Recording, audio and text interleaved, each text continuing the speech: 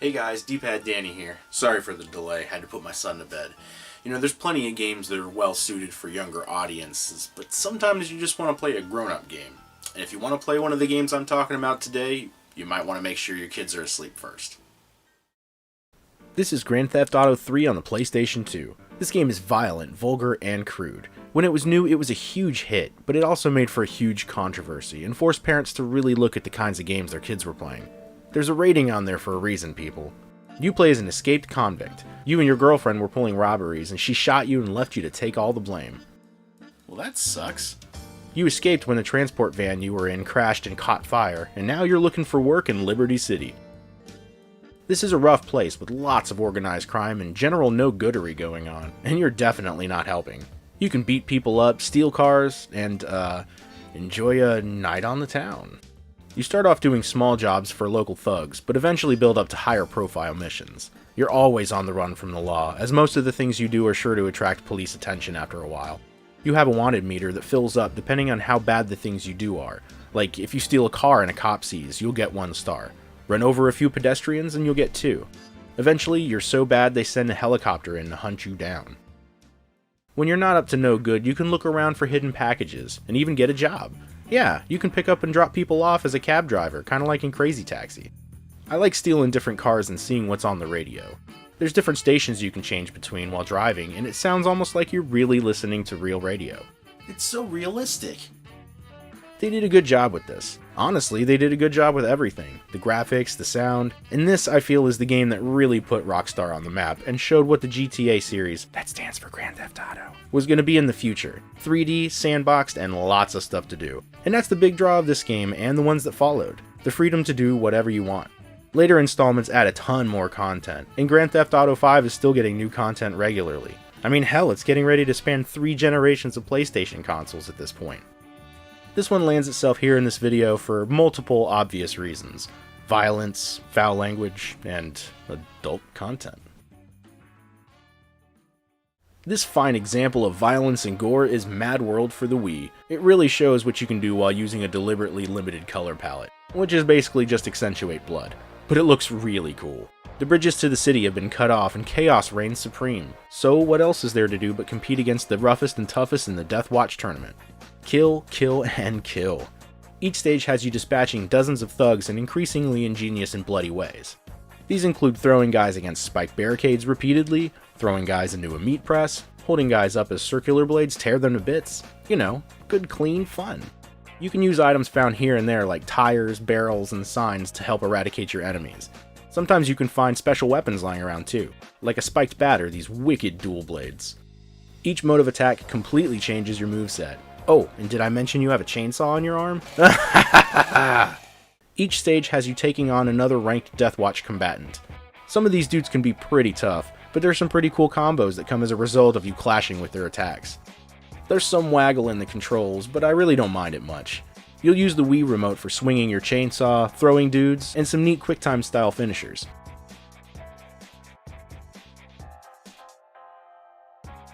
Throughout the stages, you'll encounter these grandiose displays of violence that served as time areas where you try to rack up kills in a specified way.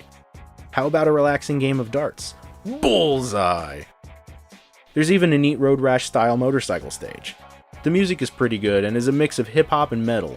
Some of the songs seem to replay over and over in some spots, but it's not enough to ruin the experience or anything.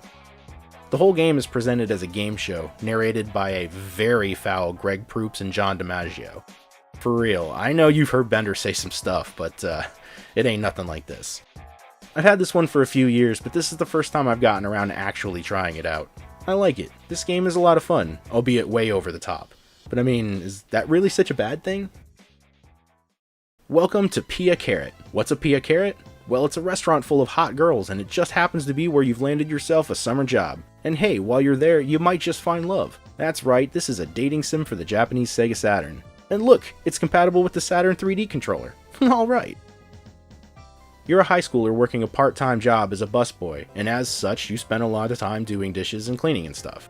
In between shifts, you can do things like study, make a phone call, or go to another area, as well as typical video gamey stuff like save your game. You can also look at the things you've learned about each of the ladies you've met. There's a manager, your teacher, waitresses, and others. A lot of what you do during the day is flirt.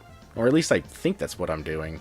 I can't read any of the text, so I just kind of fumble my way through the experience the best I can. Hey, just like when I was dating in real life. I really have no idea what I'm saying, but it can't be good. It seems like I'm just constantly pissing off the girls I work with.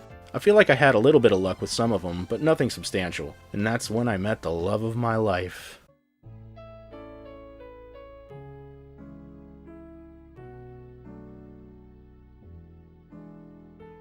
At the end of each day, you sometimes gain stat points. These are good, right? As you go on, you meet more and more ladies. Ladies at school, ladies at work, ladies everywhere! Look, this one's an Oakland A's fan. The music here is upbeat and lighthearted, and the visuals are nice and colorful. Most of the game is stillish images of the characters against the backdrop of one of the areas you can travel to, but sometimes there's also some video. Eventually, I somehow convinced one of the ladies to get a little handsy in the stockroom, which brings us to why this game is featured here. There's no actual nudity in it, but the adult content is definitely a bit more than suggestive. Smut aside though, I really wish I could read kanji so I could follow whatever story might be here. Who knows, it could be good. As unlikely as it sounds, I not only managed to get one of the girls in bed, but I also beat the game. Yeah, I'm as surprised as you are. This is Catherine for the PlayStation 3. Or it will be. Gotta love modern gaming, am I right?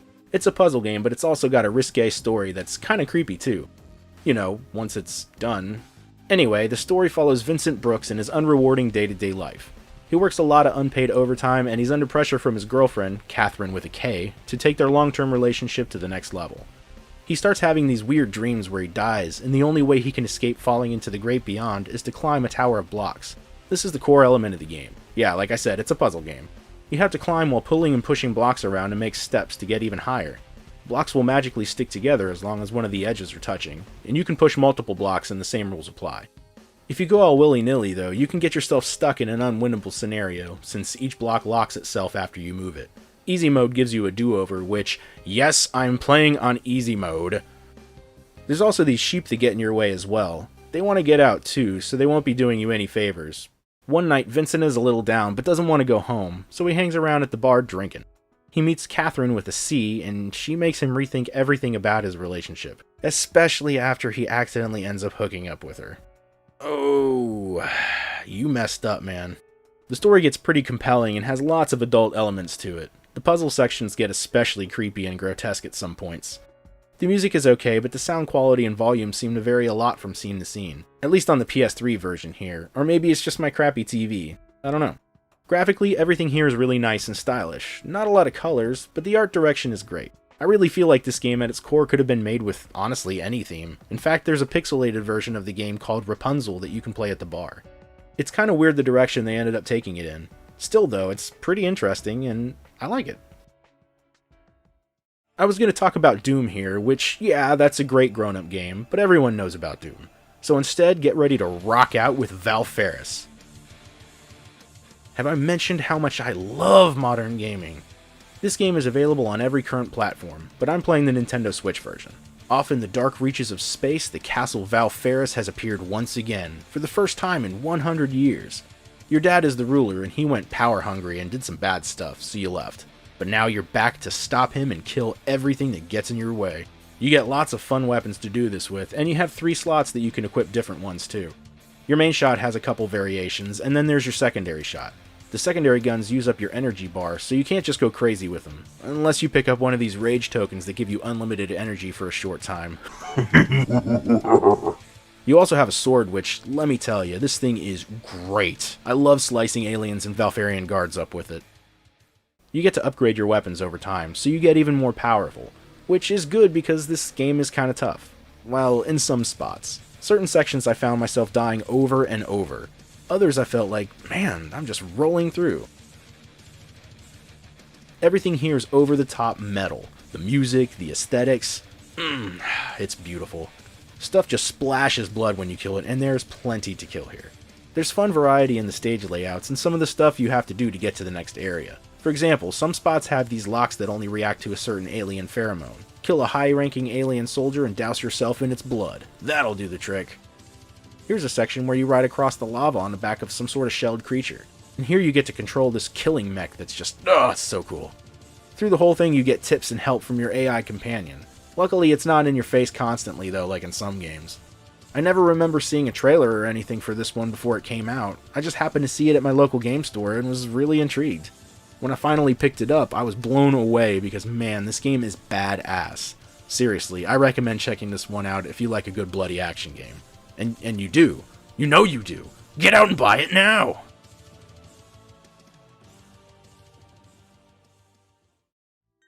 And there's a few fun games to play when the kiddies aren't around. If you guys played any of these, I'd love to hear your thoughts on them. Or if you have any recommendations of other games for grown-ups that I haven't talked about, I'd love to hear those too. Well guys, thanks so much for watching. As always, I'm D-Pad Danny, and I will see you next time.